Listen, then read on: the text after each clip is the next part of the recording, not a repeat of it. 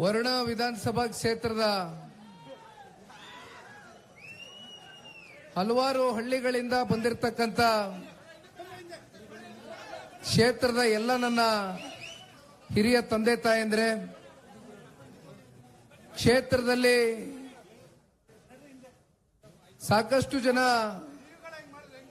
ಹಳ್ಳಿಗಳಿಂದ ಬಂದಿರತಕ್ಕಂತ ಮತ್ತಷ್ಟು ನನ್ನ ಯುವಕ ಮಿತ್ರರೇ, ಹಿರಿಯಕರೇ, ರೈತ ಬಂಧುಗಳೇ, ಇವತ್ತಿನ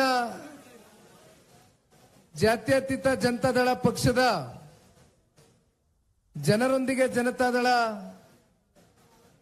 ಕಾರ್ಯಕ್ರಮ ಸದಸ್ಯತ್ವ ನೋಂದಣಿಯ ಅಭಿಯಾನ ಈಗಾಗಲೇ ಇಡೀ ರಾಜ್ಯದ ಉದ್ದಗಲಕ್ಕೂ ಕೂಡ ಪ್ರಾರಂಭ ಆಗಿದೆ.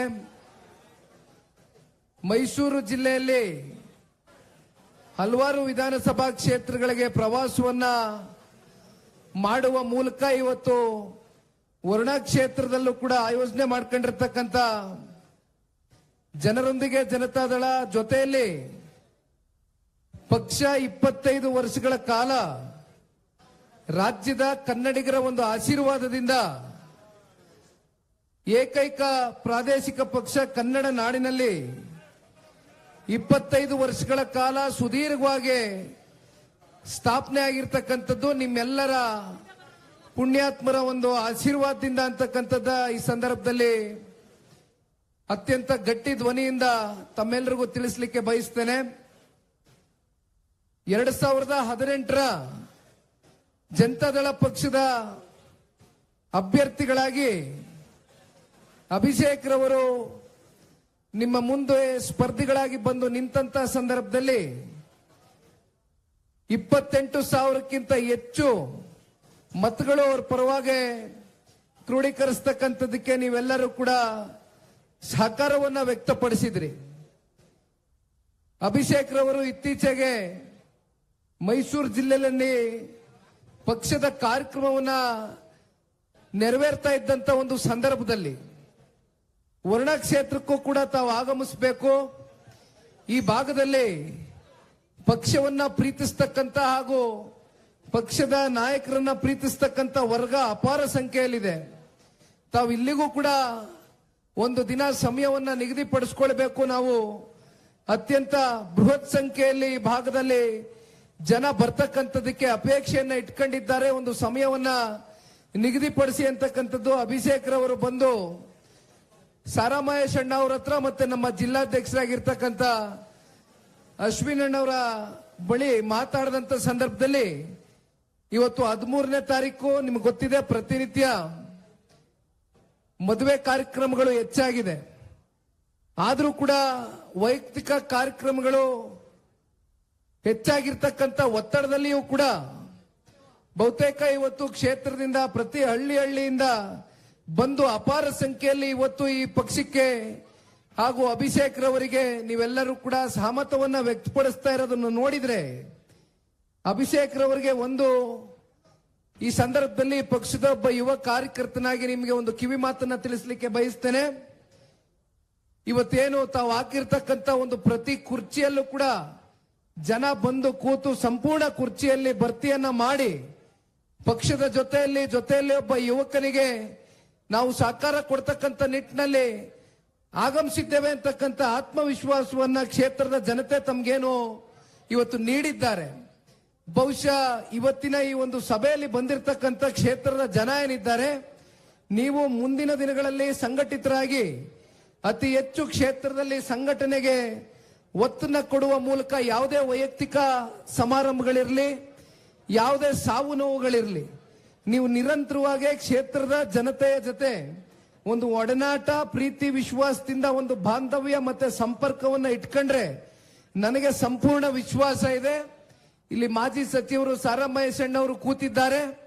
ಅವರು ಕೂಡ ಈ ಕಾರ್ಯಕ್ರಮ ಇವತ್ತಿನ ದಿನಾಂಕವೇ ನಿಗದಿ ಆಗ್ಬೇಕು ಅಂತಕ್ಕಂಥದ್ದನ್ನ ಅವರೇ ಕೂತು ಇವತ್ತು ಈ ಕಾರ್ಯಕ್ರಮವನ್ನ ನೆರವೇರಿಸತಕ್ಕಂಥದಕ್ಕೆ ಮೂಲ ಕಾರಣಕರ್ತರಿದ್ದಾರೆ. ಅವ್ರ ಮುಂದೆಯೂ ಕೂಡ ನಾನು ತಿಳಿಸ್ಲಿಕ್ಕೆ ಬಯಸ್ತೇನೆ. ಇವತ್ತೇನು ಜನ ಇಲ್ಲಿ ಬಂದಿದ್ದಾರೆ, ಇವತ್ತು ಜನರೊಂದಿಗೆ ಜನತಾದಳ ಕಾರ್ಯಕ್ರಮಕ್ಕೆ ಇನ್ನು 10 ಪಟ್ಟು ಜನ ಮುಂದಿನ ದಿನಗಳಲ್ಲಿ ನೀವು ಯಾವ ರೀತಿ ಅವ್ರ ಜೊತೆ ನಡ್ಕೊಳ್ತೀರಿ ಅದನ್ನ ಜನ ಸೂಕ್ಷ್ಮವಾಗಿ ಗಮನಿಸಿ ಇನ್ನೂ ದೊಡ್ಡ ಅಪಾರ ಸಂಖ್ಯೆಯಲ್ಲಿ ನಿಮ್ಗೆ ಬಂದು ಆಶೀರ್ವಾದ ಮಾಡ್ತಕ್ಕಂಥ ದಿನ ಬಹಳ ದೂರ ಇಲ್ಲ. ದಯಮಾಡಿ ತಾವು ಎದುರ್ತಕ್ಕಂಥದ್ದಾಗಬಾರ್ದು. ಕಾರಣ ನಿಮ್ಮ ಮನಸ್ಸಿನಲ್ಲಿ ಒಂದು ಭಯ ಇರ್ಬೋದು, ಒಂದು ಆತಂಕ ಇರ್ಬೋದು. ಕರ್ನಾಟಕ ರಾಜ್ಯದ ಮಾನ್ಯ ಮುಖ್ಯಮಂತ್ರಿಗಳ ಕ್ಷೇತ್ರದಲ್ಲಿ ನಾನು ಯಾವ ರೀತಿ ಸಂಘಟನೆಯನ್ನ ಮಾಡಬಹುದು, ಯಾವ ರೀತಿ ಜನ ನನ್ನನ್ನು ಸ್ವೀಕಾರ ಮಾಡ್ತಾರೆ ಅಂತಕ್ಕಂಥ ಮನಸ್ಸಿನಲ್ಲಿ ನಿಮ್ಮಲ್ಲಿ ಏನಾದ್ರೂ ದ್ವಂದ್ವದ ಏನಾದ್ರೂ ಗೊಂದಲಗಳು ಇದ್ರೆ ದಯವಿಟ್ಟು ತತ್ಕ್ಷಣ ಇದನ್ನ ಬದಿಗಿಟ್ಟು ಇಲ್ಲಿ ಸೇರಿರ್ತಕ್ಕಂಥ ಪುಣ್ಯಾತ್ಮರನ್ನ ನೋಡಿ. 100ಕ್ಕೆ 100 ತಮಿಳುನಾಡಿನಲ್ಲಿ ಏನಾಯ್ತು, ಮುಖ್ಯಮಂತ್ರಿಗಳ ಸ್ವಂತ ಕ್ಷೇತ್ರದಲ್ಲಿ ಒಬ್ಬ ಯುವಕ ಬಂದು ಗೆದ್ದಂಥದ್ದನ್ನ ನೋಡಿದ್ದೇವೆ. ಇದು ಪ್ರಜಾಪ್ರಭುತ್ವದಲ್ಲಿ ಬದಲಾವಣೆ ಅಂತಕ್ಕಂಥದ್ದು ಆಯಾ ಕಾಲಘಟ್ಟದಲ್ಲಿ ಜನ ತೀರ್ಮಾನ ಮಾಡ್ತಾರೆ, ಜನ ನಿರ್ಣಯ ಮಾಡ್ತಾರೆ. ಯಾರು ಕ್ಷೇತ್ರದ ಅಭಿವೃದ್ಧಿಯ ಪರವಾಗಿ ಬಂದು ನಿಂತಿದ್ದಾನೆ ಅಂತಕ್ಕಂಥದ್ದನ್ನ ಸಾಬೀತ್ ಮಾಡಬೇಕು ಅಂದ್ರೆ ಮೊದಲು ನೀವು ಕ್ಷೇತ್ರದ ಜನತೆಯ ಜೊತೆ ಚುನಾವಣೆ ಸೋತಿದ್ದೀವಿ ಅಂತಕ್ಕಂಥದ್ದನ್ನ ನೀವು ತಲೆನಲ್ಲಿ ಇಟ್ಕೊಂಡು ಮನೆಯಲ್ಲಿ ಕೂತ್ರೆ ಯಾವುದೇ ಕಾರಣಕ್ಕೂ ಜನರ ಮನಸ್ಸನ್ನ ಗೆಲ್ಲಿಕ್ಕಾಗೋದಿಲ್ಲ. ಬದಲಾಗಿ ಚುನಾವಣೆಯ ಸೋಲು ಗೆಲುವು ಏನೇ ಇರ್ಬೋದು, ಅದನ್ನ ಸಮಚಿತ್ತವಾಗಿ ಸಮತೋಲನೆಯಲ್ಲಿ ತಗೊಂಡು ಹೋಗ್ತಕ್ಕಂಥದ್ದು ಆಗಬೇಕಾಗ್ತದೆ. ಯುವಕರಿದ್ದೀರಿ, ನಿಮ್ಮಲ್ಲಿ ಇನ್ನೂ ದುಡಿತಕ್ಕಂಥ ಒಂದು ಇಚ್ಛಾಶಕ್ತಿಯನ್ನ ಬೆಳೆಸ್ಕೊಳ್ಳಿ. ಖಂಡಿತವಾಗ್ಲೂ ಮುಂದೊಂದು ದಿನ ಕ್ಷೇತ್ರದ ಜನತೆ ನಿಮ್ಮನ್ನ ಗುರುತಿಸ್ತಕ್ಕಂಥ ಕೆಲಸವನ್ನ ಮಾಡ್ತಾರೆ ಅಂತಕ್ಕಂಥದ್ದನ್ನ ಈ ಸಂದರ್ಭದಲ್ಲಿ ಪಕ್ಷದ ಒಬ್ಬ ಯುವ ಕಾರ್ಯಕರ್ತನಾಗಿ ನಿಮ್ಗೆ ತಿಳಿಸ್ಲಿಕ್ಕೆ ಬಯಸ್ತೇನೆ. ನಾನು ಪ್ರಾರಂಭದಲ್ಲಿ ಮಾತಾಡಬೇಕಾದ್ರೆ ತಮ್ಗೆ ಹೇಳ್ತಾ ಇದ್ದೆ, 25 ವರ್ಷಗಳ ಕಾಲ ಕನ್ನಡ ನಾಡಿನಲ್ಲಿ ಕನ್ನಡದ ನೆಲ, ಜಲ, ಭಾಷೆ ಮತ್ತೆ ಕನ್ನಡದ ಅಸ್ಮಿಯತೆಗೋಸ್ಕರ ಹೋರಾಟ ಮಾಡಿರ್ತಕ್ಕಂಥ ಜಾತ್ಯತೀತ ಜನತಾದಳ ಪಕ್ಷವನ್ನ ತಾವೆಲ್ಲರೂ ಕೂಡ ನಿರಂತರವಾಗಿ ಬೆಂಬಲಿಸಿಕೊಂಡು ಬಂದಿದ್ದೀರಿ. ನಾವೆಲ್ಲ ನೋಡ್ತಾ ಇದ್ದೇವೆ ಇತ್ತೀಚಿನ ದಿನಗಳಲ್ಲಿ ಪಕ್ಷದಿಂದ ರಾಜಕೀಯವಾಗಿ ಬೆಳೆದು ಉಂಡು ತಿಂದು ಬೆಳೆದಂತ ಮನೆಗೆ ಕೊನೆಗೆ ಅವರ ರಾಜಕೀಯದ ಒಂದು ಲೆಕ್ಕಾಚಾರದ ಹಿನ್ನೆಲೆಯಲ್ಲಿ ಪಕ್ಷವನ್ನ ತ್ಯಜಿಸಿ ಹೋಗಿ ಇವತ್ತು ಸದನದ ಒಳಗಡೆ ಅಂದ್ರೆ ವಿಧಾನಸೌಧದ ಕಲಾಪದ ಒಳಗಡೆ ಯಾವ್ಯಾವ ರೀತಿ ಚರ್ಚೆಗಳು ನಡೀತಾ ಇದೆ ಅಂತಕ್ಕಂಥದ್ದು ಒಬ್ಬ ಪಕ್ಷದ ಕಾರ್ಯಕರ್ತನಾಗಿ ನಾನೆಲ್ಲವೂ ಕೂಡ ಸೂಕ್ಷ್ಮವಾಗಿ ಗಮನಿಸ್ತಾ ಇದ್ದೇನೆ. ಪಕ್ಷದ ಕಾರ್ಯಕರ್ತರಲ್ಲಿ ಒಂದು ಮಾತನ್ನ ತಿಳಿಸ್ಲಿಕ್ಕೆ ಬಯಸ್ತೇನೆ. ಯಾರು ಇವತ್ತು ಜನತಾದಳ ಪಕ್ಷದ ಸಂಖ್ಯೆಯ ಬಲದ ಬಗ್ಗೆ ಬಹಳ ಲಘುವಾಗಿ ಚರ್ಚೆಯನ್ನ ಮಾಡ್ತಾ ಇದ್ದಾರೆ, ಒಂದು ವಿಚಾರ ನಾನು ಇವತ್ತು ನಿಮ್ಮ ಮುಂದೆ ಇಡ್ಲಿಕ್ಕೆ ಬಯಸ್ತೇನೆ. 2004ರಿಂದ ಅಂದ್ರೆ ಸರಿಸುಮಾರು 2 ದಶಕಗಳು ಕಳೆದಿದೆಯಣ್ಣ. ಕಳೆದ 2 ದಶಕದಲ್ಲಿ 20 ವರ್ಷದಿಂದ 54 ಜನ ಜನತಾದಳ ಪಕ್ಷದಿಂದ ಶಾಸಕ ಸ್ಥಾನವನ್ನು ಅನುಭವಿಸಿ ಪಕ್ಷವನ್ನ ಬಿಟ್ಟು ಮತ್ತೊಂದು ರಾಷ್ಟ್ರೀಯ ಪಕ್ಷಕ್ಕೆ ಅವರವರ ರಾಜಕೀಯದ ಲೆಕ್ಕಾಚಾರದ ಲಾಭ ನಷ್ಟದ ಲೆಕ್ಕಾಚಾರದ ತೀರ್ಮಾನಗಳು ತಗೊಂಡಂತ ಸಂದರ್ಭದಲ್ಲಿಯೂ ಕೂಡ ಪಕ್ಷ ಇವತ್ತು ಇಷ್ಟು ಸದೃಢವಾಗಿ ಗಟ್ಟಿಯಾಗಿ ಉಳಿದಿದೆ ಅಂತಕ್ಕಂಥದ್ದು ಈ ಸಂದರ್ಭದಲ್ಲಿ ಯಾರಿಗಾದ್ರೂ ಅದರ ಒಂದು ಯಶಸ್ಸು ಸಂಪೂರ್ಣವಾಗಿ ಸಿಕ್ಕಬೇಕು ಅಂದ್ರೆ ಅದು ಪಕ್ಷದಲ್ಲಿ ಯಾವುದೇ ಹಳ್ಳಿಗಳಲ್ಲಿ ಯಾವುದೇ ಆಸೆಗಳು ಆಕಾಂಕ್ಷೆಗಳು ಇಟ್ಕೊಳ್ದಿರ ನಿಸ್ವಾರ್ಥವಾಗಿ ಜನತಾದಳ ಪಕ್ಷ ಉಳಿಬೇಕು, ಒಂದು ಪ್ರಾದೇಶಿಕ ಪಕ್ಷ ಉಳಿಬೇಕು, ರೈತರ ಪರವಾಗಿ ಧ್ವನಿಯಾಗಿ ಕೆಲಸ ಮಾಡ್ತಾ ಇರ್ತಕ್ಕಂಥ ದೇವೇಗೌಡರು ಸಾಹೇಬರು ಕಟ್ಟಿರ್ತಕ್ಕಂಥ ಪಕ್ಷ ಉಳಿಬೇಕು ಅಂತಕ್ಕಂಥ ಹೋರಾಟದ ಛಲದಿಂದ ನಮ್ಮ ಪಕ್ಷದ ಕಾರ್ಯಕರ್ತ ಬಂಧುಗಳು ನಿಸ್ವಾರ್ಥ ಸೇವೆ ಇವತ್ತು ಇಡೀ ರಾಜ್ಯದ ಉದ್ದಗಲಕ್ಕೂ ಏನು ಸಲ್ಲಿಸ್ತಾ ಇದ್ದಾರೆ. ನೀವ್ಯಾರು ಕೂಡ ಧೃತಿಗೆಡ್ತಕ್ಕಂಥ ಪರಿಸ್ಥಿತಿ ಇವತ್ತು ನಮ್ಮ ಕಣ್ಮುಂದೆ ಬಂದು ನಿಂತಿಲ್ಲ. ಹೀಯಾಳಿಸ್ತಕ್ಕಂಥವ್ರು ಬಹಳ ಜನ ಇದ್ದಾರೆ, ಅಪಹಾಸ್ಯ ಮಾಡ್ತಕ್ಕಂಥವ್ರು ಬಹಳ ಜನ ಇದ್ದಾರೆ. ಅವ್ರು ಮರ್ತಿರ್ಬೋದು ಅವ್ರು ಬಂದಂತ ರಾಜಕೀಯ ದಾರಿ ಏನಿದೆ.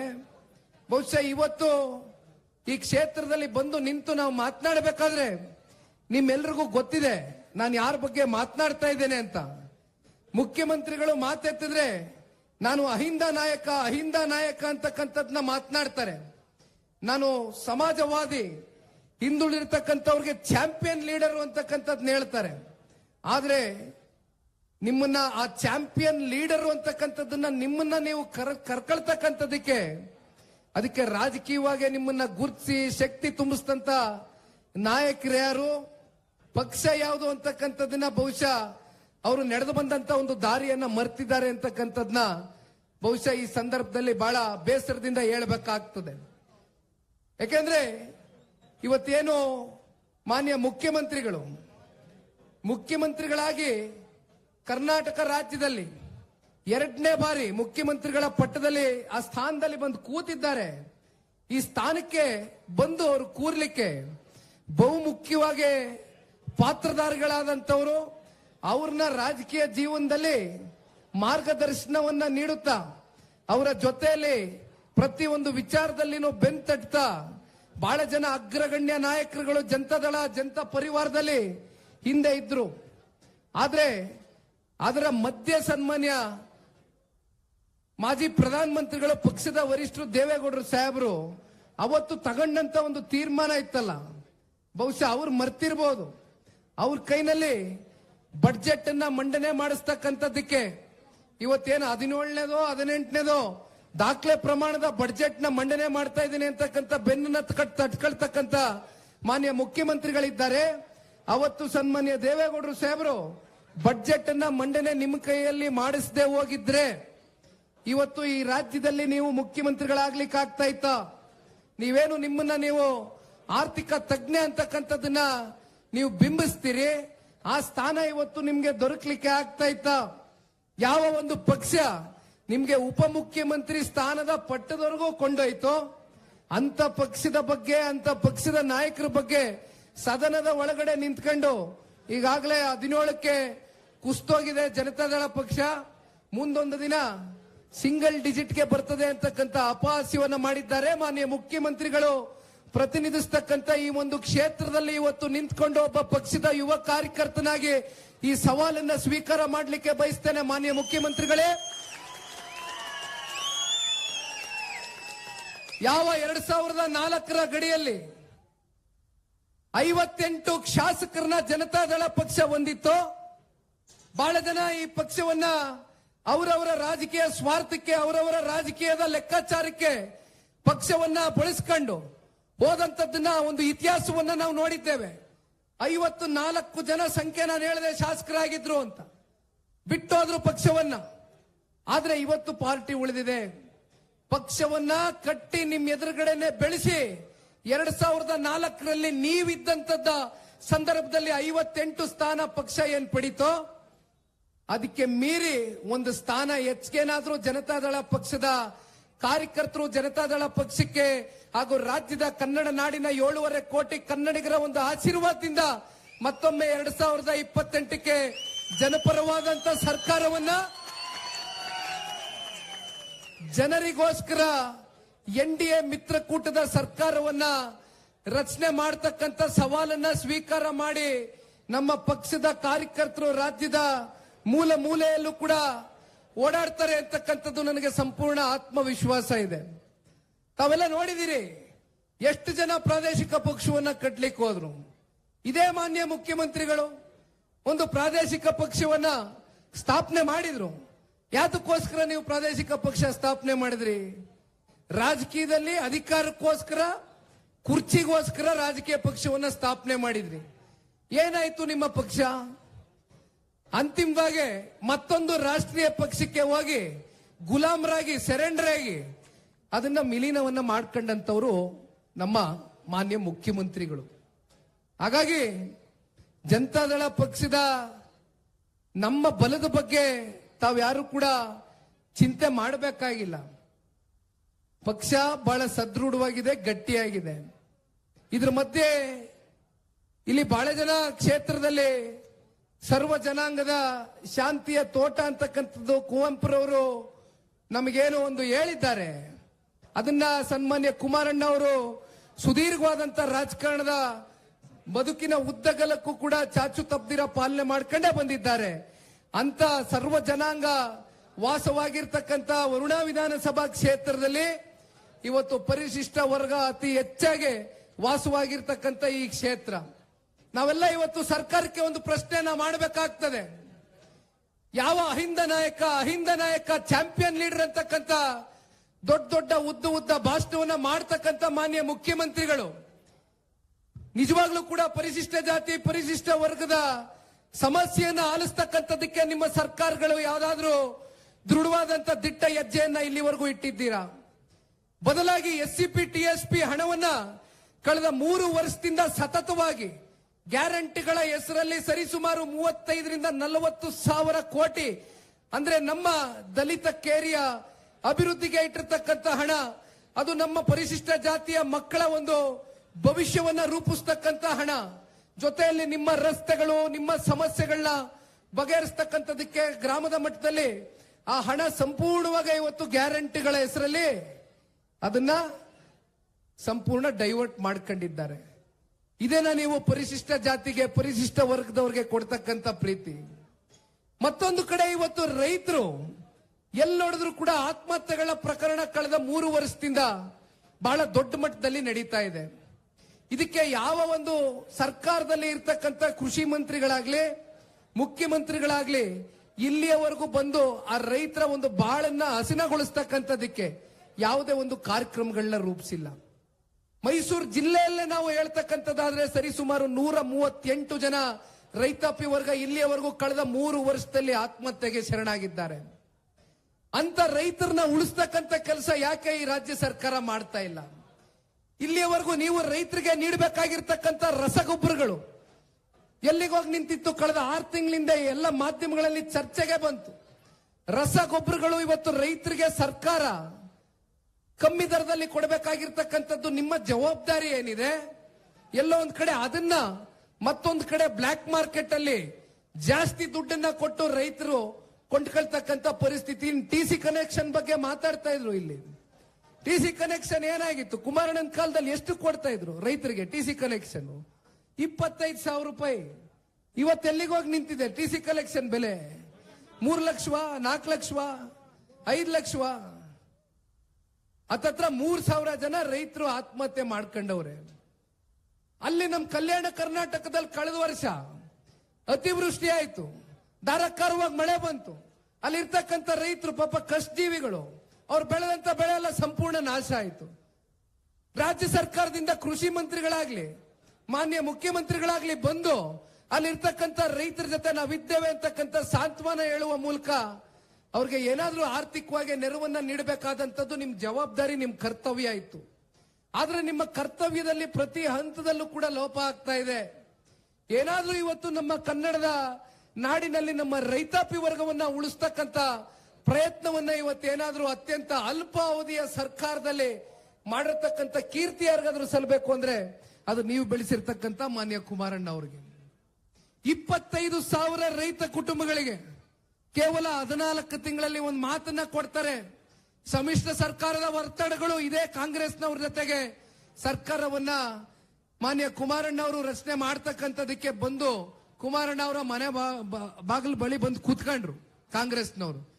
ಸರಿಸುಮಾರು 25,000 ಕೋಟಿ ಈ ದೇಶದ ಇತಿಹಾಸದಲ್ಲಿ ಯಾವ್ದಾದ್ರೂ ಒಬ್ಬ ರೈತ ನಾಯಕ ರೈತರ ಸಂಕಷ್ಟವನ್ನ ಕಣ್ಣಾರೆ ಕಂಡು ರೈತರನ್ನ ಒಮ್ಮೆ ಆದ್ರೂ ಋಣಮುಕ್ತರಾಗಿ ಮಾಡಬೇಕು ಅಂತಕ್ಕಂಥ ದೃಢ ತೀರ್ಮಾನವನ್ನು ತಗೊಂಡಂತದ್ದು ನೀವು ಬೆಳೆಸಿರ್ತಕ್ಕಂಥ, ನೀವು ಹರಿಸಿರ್ತಕ್ಕಂಥ ಸನ್ಮಾನ್ಯ ಕುಮಾರಣ್ಣ ಅವರು ಅಂತಕ್ಕಂಥದ್ದು ಈ ಸಂದರ್ಭದಲ್ಲಿ ನಾವೆಲ್ಲರೂ ಕೂಡ ಅವ್ರು ಕೊಟ್ಟಂತ ಕಾರ್ಯಕ್ರಮವನ್ನ ಸ್ಮರಿಸ್ಕೊಳ್ಬೇಕಾಗ್ತದೆ. ಹಾಗಾಗಿ ಇವತ್ತು ಪ್ರತಿನಿತ್ಯ ಮಾತನಾಡ್ತಕ್ಕಂಥ ಈ ರಾಜ್ಯ ಸರ್ಕಾರ, ಇವತ್ತಿನ ರಾಜ್ಯ ಸರ್ಕಾರದ ಆರ್ಥಿಕ ಪರಿಸ್ಥಿತಿ ಎಲ್ಲಿ ತಲುಪಿದೆ ಅಂತಕ್ಕಂಥದ್ದು ನಾವು ಪ್ರಶ್ನೆ ಮಾಡ್ತಕ್ಕಂಥದ್ದಾದ್ರೆ ಮಾನ್ಯ ಮಾಜಿ ಸಚಿವರು ಸಾರಾ ಮಹೇಶ್ ಅಣ್ಣ ಅವರು ಮಾತಾಡಬೇಕಾದ್ರೆ ಹೇಳ್ತಾ ಇದ್ರು, ಇವತ್ತು ಗ್ಯಾರಂಟಿಗಳದು ಸಂಪೂರ್ಣ ಅಂಕಿಅಂಶ ಇಟ್ಟು ಹೇಳಿದ್ರು. ಎಷ್ಟು ತಿಂಗಳಿಗೆ 2,000 ರೂಪಾಯಿ ಎಷ್ಟು ತಿಂಗಳಿಗೆ ಹೋಗಿ ಮುಟ್ತದೆ, ಆ ಗ್ಯಾರಂಟಿ ಹಣ ನಿಮ್ಗೆ ಎಷ್ಟು ಬಂದದೆ ನಿಮ್ ಖಾತೆಗಳಿಗೆ? ಗ್ಯಾರಂಟಿಯನ್ನೇ ಮುಂದಿಟ್ಟು ಮಾತನಾಡ್ತಕ್ಕಂಥ ರಾಜ್ಯ ಸರ್ಕಾರ, ಮಾನ್ಯ ಮುಖ್ಯಮಂತ್ರಿಗಳು ನಮ್ಮ ರಾಜ್ಯವನ್ನ ಅತಿ ಹೆಚ್ಚು ಕಾಲ ಆಡಳಿತವನ್ನ ಮಾಡಿರ್ತಕ್ಕಂಥ ಕೀರ್ತಿ ಒಂದೇ ಅವ್ರಿಗೆ ಸಲ್ಲಬೇಕು. ಆದ್ರೆ ಯಾವ ರೀತಿ ಆಡಳಿತ ಮಾಡಿದ್ರು, ಯಾವ ರೀತಿ ಜನರ ಬದುಕನ್ನ ಹಸನಗೊಳಿಸಿದ್ರು, ಯಾವ ರೀತಿ ಕಷ್ಟದಲ್ಲಿರ್ತಕ್ಕಂಥ ಧ್ವನಿ ಇಲ್ಲದೆ ಇರ್ತಕ್ಕಂಥ ಜನನ ಯಾವ ರೀತಿ ಬದುಕನ್ನ ಕಟ್ಕೊಟ್ರು ಅಂತಕ್ಕಂಥದ್ದು ಇವತ್ತು ನಾವ್ ಯಾರು ಕೂಡ ಪ್ರಶ್ನೆ ಮಾಡುವಂತದ್ದಿಲ್ಲ. ಯಾಕೆಂದ್ರೆ ಅದು ಗುತ್ರವೇ ಇಲ್ಲ. ಆದ್ರೆ ಇಷ್ಟು ವರ್ಷ ನಾನು ಹಿಂದಿದ್ದಂತ ದಿವಂಗತ ಮಾಜಿ ಮುಖ್ಯಮಂತ್ರಿಗಳು ದೇವರಾಜು ಅರಸರವರ ರೆಕಾರ್ಡ್ ಅನ್ನ ಬ್ರೇಕ್ ಮಾಡಬೇಕು ಅಂತಕ್ಕಂಥದ್ದು ಮಾತ್ರ ಮಾನ್ಯ ಮುಖ್ಯಮಂತ್ರಿಗಳ ಕಲ್ಪನೆ ಆಗಿತ್ತು ಹೊರತುಪಡಿಸಿ ಯಾವುದೇ ಕನ್ನಡ ನಾಡಿನಲ್ಲಿ ನಮ್ಮ ನಾಡಿನ ಜನತೆಗೆ ಒಂದು ಸಮೃದ್ಧವಾದಂತ ಬಾಳನ್ನ ಬಾಳ್ತಕ್ಕಂಥದ್ದಕ್ಕೆ ಒಂದು ಅವಕಾಶವನ್ನ ಕಲ್ಪಿಸ್ಕೊಡ್ಬೇಕು ಕಾರ್ಯಕ್ರಮದ ಮೂಲಕ ಅಂತಕ್ಕಂಥ ಚಿಂತನೆ ಎಂದು ಕೂಡ ಮಾನ್ಯ ಮುಖ್ಯಮಂತ್ರಿಗಳು ಮಾಡಲಿಲ್ಲ. ಬದಲಾಗಿ ನಮ್ಮ ತಲೆ ಮೇಲೆ ಪ್ರತಿಯೊಬ್ಬ ಕನ್ನಡಿಗನ ಒಬ್ಬ ಪ್ರಜೆ ಮೇಲೆ ಇರ್ತಕ್ಕಂಥ ಸಾಲದ ಹೊರೆ ಎಷ್ಟಪ್ಪ ಅಂದ್ರೆ 1,17,000 ರೂಪಾಯಿ. ಅಂದ್ರೆ ಮಾನ್ಯ ಮುಖ್ಯಮಂತ್ರಿಗಳ ಇಷ್ಟು ವರ್ಷದ ಆಡಳಿತದಲ್ಲಿ ಅತಿ ಹೆಚ್ಚು ಸಾಲವನ್ನ ಮಾಡಿರ್ತಕ್ಕಂಥ ಕೀರ್ತಿ ಯಾವ್ದಾದ್ರೂ ನಮ್ಮ ಕನ್ನಡ ನಾಡಿನಲ್ಲಿ ಮುಖ್ಯಮಂತ್ರಿಗಳಿಗೆ ಸೇರ್ಬೇಕು ಅಂದ್ರೆ ಅದು ಮಾನ್ಯ ಸಿದ್ದರಾಮಯ್ಯ ಅವ್ರಿಗೆ ಸೇರ್ಬೇಕು. ಎಷ್ಟು ಸಾಲ ಮಾಡಿದ್ದಾರಪ್ಪ ಅಂದ್ರೆ ಇವತ್ತಿರ್ತಕ್ಕಂಥ ಕಳೆದ ಸಾಲಿನ ಬಡ್ಜೆಟ್ ನ ಸಾಲದ ಪ್ರಮಾಣ 8,24,000 ಕೋಟಿ. ಅದರಲ್ಲಿ ಅತಿ ಹೆಚ್ಚು ಆಡಳಿತ ಮಾಡಿರ್ತಕ್ಕಂಥದ್ದು ಸಿದ್ದರಾಮಯ್ಯ ಅವರೇ.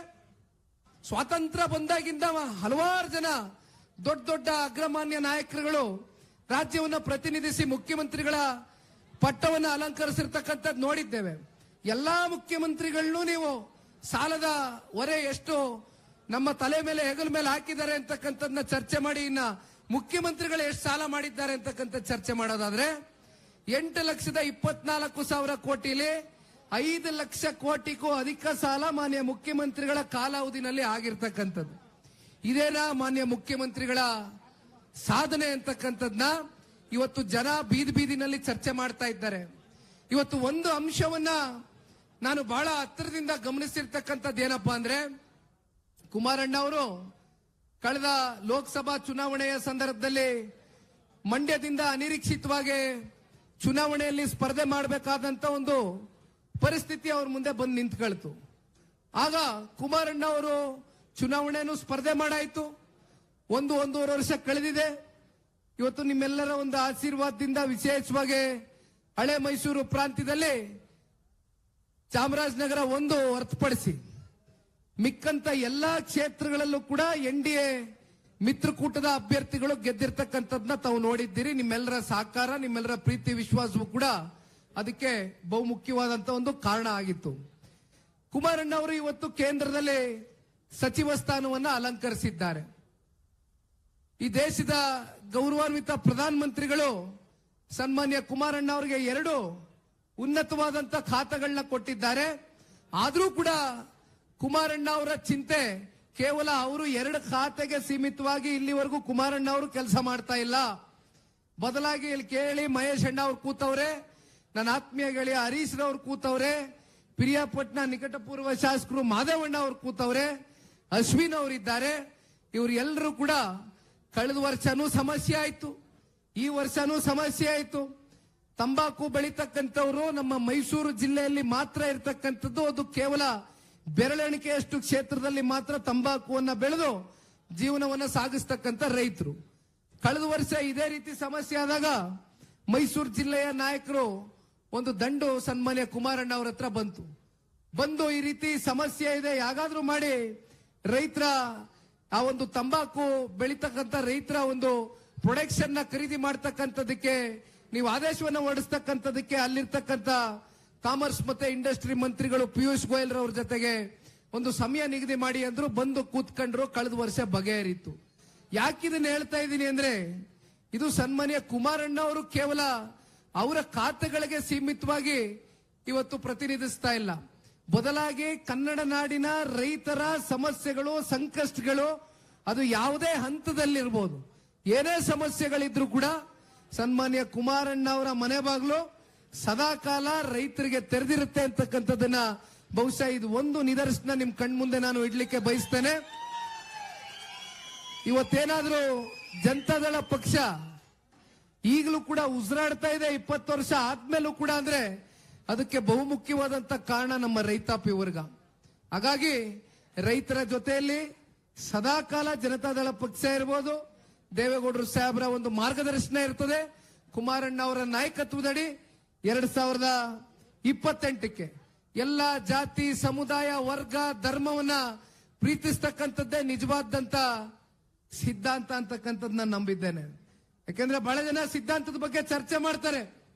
ಇತ್ತೀಚೆಗೆ ಸಿದ್ಧಾಂತದ ಬಗ್ಗೆ ಚರ್ಚೆ ಮಾಡೋದು ಒಂದು ಫ್ಯಾಷನ್ ಆಗೋಗಿದೆ, ಒಂದು ಟ್ರೆಂಡ್ ಆಗೋಗಿದೆ.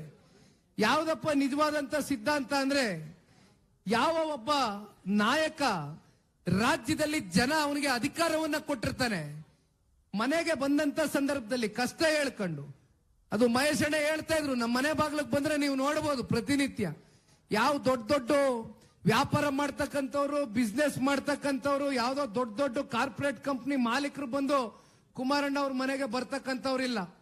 ಬದಲಾಗಿ ಎಲ್ಲಾ ಜಾತಿ, ವರ್ಗ, ಧರ್ಮ, ಸಮುದಾಯದ ಕಷ್ಟ ಹೇಳ್ತಕ್ಕಂಥವ್ರು, ಆರೋಗ್ಯದ ಸಮಸ್ಯೆಗೆ ಎದುರಾದಂತ ಸಂದರ್ಭದಲ್ಲಿ ಕುಮಾರಣ್ಣ ಅವ್ರ ಮನೆಗೆ ಬರ್ತಾರೆ. ಉದ್ಯೋಗದ ಸಮಸ್ಯೆ ಎದುರಾದಂತ ಸಂದರ್ಭದಲ್ಲಿ ನನ್ನ ಯುವಕ ಮಿತ್ರರು ಕುಮಾರಣ್ಣ ಅವ್ರ ಹತ್ರ ಬರ್ತಾರೆ. ಇನ್ನ ವಿದ್ಯಾಭ್ಯಾಸದ ಖರ್ಚು ವೆಚ್ಚ ಸಮಸ್ಯೆ ಆದಂತ ಸಂದರ್ಭದಲ್ಲಿ ಕುಮಾರಣ್ಣ ಅವ್ರ ಹತ್ರ ಬರ್ತಾರೆ. ಈ ರೀತಿ ನಮ್ಮ ಮನೆ ಮುಂದೆ ಬರ್ತಕ್ಕಂಥವ್ರು ಬಡವರು, ದಲಿತರು, ಶೋಷಿತರು, ಯಾರ್ಯಾರು ಧ್ವನಿ ಇಲ್ಲದೆ ಇರ್ತಕ್ಕಂಥ ಜನ, ಯಾವ ರಾಜ್ಯ ಸರ್ಕಾರದ ಕೈಯಲ್ಲಿ ಅವರ ಪರವಾಗಿ ಕೆಲಸವನ್ನ ಮಾಡಕ್ ಆಗದೆ ಇರ್ತಕ್ಕಂಥವ್ರು, ಕೊನೆಗೆ ನಮ್ಮ ಕುಮಾರಣ್ಣ ಅವ್ರ ಹತ್ರ ಹೋದ್ರೆ ನಮ್ಗೆ ಏನಾದ್ರೂ ನಮ್ಮ ಸಂಕಷ್ಟಕ್ಕೆ ಪರಿಹಾರ ಸಿಗುತ್ತೆ ಅಂತ ಬರ್ತಕ್ಕಂಥವ್ರು ಅಪಾರ ಸಂಖ್ಯೆಯಲ್ಲಿದ್ದಾರೆ. ಅಂತವ್ರಿಗೋಸ್ಕರ ಇವತ್ತು ಜನತಾದಳ ಪಕ್ಷ ಇರ್ತಕ್ಕಂಥದನ್ನ. ನಾವು ಯಾವತ್ತೂ ಕೂಡ ಅಧಿಕಾರಕ್ಕೆ ಅಪಾಪಿಯನ್ನ ಇಟ್ಕೊಂಡು ಅಧಿಕಾರವೇ ನಮಗೆ ಬಹಳ ಮುಖ್ಯ ಅಂತಕ್ಕಂಥದ್ನ ನಾವು ಯಾವತ್ತೂ ಕೂಡ ಭಾವಿಸಿಲ್ಲ. ಅಧಿಕಾರ ಕೊಟ್ಟಾಗ ತಗ್ಗಿ ಬಗ್ಗಿ ಜನರ ಪರವಾಗಿ ಸೇವೆಯನ್ನ ಮಾಡಿದ್ದೇವೆ. ಅಧಿಕಾರ ಇಲ್ಲದೆ ಹೋದಾಗ್ಲೂ ಕೂಡ ಜನ ಕಷ್ಟ ಅಂತ ಬಂದಾಗ ಸನ್ಮಾನ್ಯ ದೇವೇಗೌಡರು, ಕುಮಾರಣ್ಣ ಅವರು ಶಕ್ತಿ ಮೀರಿ ನಾಡಿನ ಜನತೆಯ ಪರವಾಗಿ ಇಲ್ಲಿಯವರೆಗೂ ಕೂಡ ಧ್ವನಿಯಾಗಿ ನಿಮ್ಮ ಜೊತೆಯಲ್ಲಿ ನಿಂತು ಕೆಲಸವನ್ನ ನಿರ್ವಹಣೆ ಮಾಡ್ತಾ ಇದ್ದಾರೆ. ಇಂಥ ಒಂದು ಪ್ರಾದೇಶಿಕ ಪಕ್ಷಕ್ಕೆ ನೀವೆಲ್ಲರೂ ಗುರುತಿಸಿ ಶಕ್ತಿಯನ್ನ ತಂದ್ಕೊಟ್ಟಿದ್ದೀರಿ. ಇವತ್ತು ವರ್ಣಾ ಕ್ಷೇತ್ರದಿಂದ ನಿಂತ್ಕೊಂಡು ಸನ್ಮಾನ್ಯ ದೇವೇಗೌಡರು ಸಾಹೇಬರಿಗೆ ಪಕ್ಷದ ಒಬ್ಬ ಯುವ ಕಾರ್ಯಕರ್ತನಾಗಿ ವೇದಿಕೆ ಮೇಲೆ ಇರ್ತಕ್ಕಂಥ ಎಲ್ಲ ಕಾರ್ಯಕರ್ತ ಬಂಧುಗಳು ನಮ್ಮ ಜೊತೆಯಲ್ಲಿ ನಿಂತ್ಕೊಂಡು ಪಕ್ಷ ಕಟ್ಟತಕ್ಕಂಥದಕ್ಕೆ 25 ವರ್ಷ ಬೆಳ್ಳಿ ಹಬ್ಬವನ್ನ ಏನು ಆಚರಣೆ ಮಾಡ್ತಾ ಇದೆ ಪಕ್ಷ, ಮತ್ತೆ 25 ವರ್ಷ ಮತ್ತಷ್ಟು ಭದ್ರವಾದಂತ ಬುನಾದಿಯನ್ನ ಹಾಕುವ ಮೂಲಕ ಸುವರ್ಣ ಮಹೋತ್ಸವವನ್ನ ಕೂಡ ಆಚರಣೆ ಮಾಡ್ತಕ್ಕಂತ ಶುಭ ಸಂದರ್ಭ ಬಹಳ ದೂರ ಇಲ್ಲ ಅಂತಕ್ಕಂಥದ್ನ ಇವತ್ತು ಸನ್ಮಾನ್ಯ ದೇವೇಗೌಡರು ಸಾಹೇಬರಿಗೆ ವರ್ಣಾ ಕ್ಷೇತ್ರದಿಂದ ಒಂದು ಸಂದೇಶವನ್ನ ನಮ್ಮ ಪಕ್ಷದ ಕಾರ್ಯಕರ್ತ ಬಂಧುಗಳು ಒಂದು ಸವಾಲಾಗಿ ಸ್ವೀಕಾರ ಮಾಡಿ ಈ ಸಂದೇಶವನ್ನ 93 ವಯಸ್ಸಿನ ದೇವೇಗೌಡರು ಸಾಹೇಬರಿಗೆ ಸಾರಬೇಕು ಅಂತಕ್ಕಂಥದ್ದು ಈ ಸಂದರ್ಭದಲ್ಲಿ ನಿಮ್ಮೆಲ್ಲರಲ್ಲೂ ಕೈ ಜೋಡಿಸಿ ಮನವಿಯನ್ನ ಮಾಡ್ತಾ, ಇವತ್ತಿನ ಕಾರ್ಯಕ್ರಮಕ್ಕೆ ಬಹಳಷ್ಟು ಜನ ಮಾಧ್ಯಮದ ಸ್ನೇಹಿತರು ಕೂಡ ಆಗಮಿಸಿದ್ದೀರಿ. ಅದು ನಮ್ಮ ಪತ್ರಿಕಾ ಮಾಧ್ಯಮ ಇರಬಹುದು, ದೃಶ್ಯ ಮಾಧ್ಯಮ ಇರಬಹುದು, ಒಟ್ಟಾರೆಯಾಗಿ ಪತ್ರಿಕೋದ್ಯಮ ಮಾಧ್ಯಮದ ಎಲ್ಲ ನನ್ನ ಮಿತ್ರರಿಗೆ ಇವತ್ತಿನ ಈ ಕಾರ್ಯಕ್ರಮದ ಆಗಮನಕ್ಕೆ ನಿಮ್ಮೆಲ್ಲರಿಗೂ ಕೂಡ ಅಭಿನಂದನೆಗಳನ್ನ ಸಲ್ಲಿಸ್ತಾ, ಮತ್ತೆ ಪೊಲೀಸು ಸಿಬ್ಬಂದಿಗಳಿಗೂ ಕೂಡ ಇವತ್ತಿನ ಕಾರ್ಯಕ್ರಮ ಬಹಳ ಅಚ್ಚುಕಟ್ಟಾಗಿ ನೆರವೇರಿಸತಕ್ಕಂಥದಕ್ಕೆ ನೀವೆಲ್ಲರೂ ಕೂಡ ನಿಂತು ಬಹಳ ಚೆನ್ನಾಗಿ ಕಾರ್ಯಕ್ರಮವನ್ನ ನಡೆಸಿಕೊಟ್ಟಿದ್ದೀರಿ. ನಮ್ಮ ಕಾರ್ಯಕರ್ತ ಬಂಧುಗಳಿಗೆ ಮತ್ತೆ ಕ್ಷೇತ್ರದಿಂದ ಬಂದಿರತಕ್ಕಂಥ ಎಲ್ಲ ನಮ್ಮ ಹಿರಿಯ ತಂದೆ ತಾಯಂದಿರುಗಳಿಗೆ ಊಟದ ವ್ಯವಸ್ಥೆ ಇವತ್ತು ಅಭಿಷೇಕ್ ರವರ ಹುಟ್ಟುಹಬ್ಬದ ಪ್ರಯುಕ್ತ ಕ್ಷೇತ್ರದ ಜನತೆಯ ಪರವಾಗಿ ಪಕ್ಷದ ಒಬ್ಬ ಯುವ ಕಾರ್ಯಕರ್ತನಾಗಿ ಅಭಿಷೇಕ್ ರವರಿಗೆ ತಾಯಿ ಚಾಮುಂಡೇಶ್ವರಿ ಎಲ್ಲ ರೀತಿ ರಾಜಕೀಯವಾಗಿ ಜನರ ಹತ್ರ ಹೋಗಿ ಜನರ ಕಷ್ಟದಲ್ಲಿ ಒಬ್ರು ಪಾತ್ರಧಾರರಾಗಿ ಸೇವೆಯನ್ನ ಮಾಡ್ತಕ್ಕಂಥದಕ್ಕೆ ಶಕ್ತಿಯನ್ನ ತಾಯಿ ನೀಡಲಿ ಅಂತಕ್ಕಂಥದ್ನ ಈ ಸಂದರ್ಭದಲ್ಲಿ ಹೇಳ್ತಾ, ಮತ್ತೊಮ್ಮೆ ಇವತ್ತಿನ ಈ ಕಾರ್ಯಕ್ರಮಕ್ಕೆ ಬಂದು ಭಾಗವಹಿಸಿ ಈ ಕಾರ್ಯಕ್ರಮದ ಯಶಸ್ಸಿಗೆ ಪಾತ್ರಧಾರರಾಗಿರ್ತಕ್ಕಂಥ ಕ್ಷೇತ್ರದ ಎಲ್ಲ ಪದಾಧಿಕಾರಿಗಳು, ಕಾರ್ಯಕರ್ತರು, ಮುಖಂಡರು ಎಲ್ರಿಗೂ ಸೇರಿ ನನ್ನ ಕೋಟಿ ಕೋಟಿ ಪ್ರಣಾಮಗಳನ್ನ ಅರ್ಪಿಸುತ್ತಾ ನನ್ನ ಮಾತಿಗೆ ವಿರಾಮವನ್ನು ಕೊಡ್ತೇನೆ. ಜೈ ಹಿಂದ್, ಜೈ ಕರ್ನಾಟಕ ಮಾತು.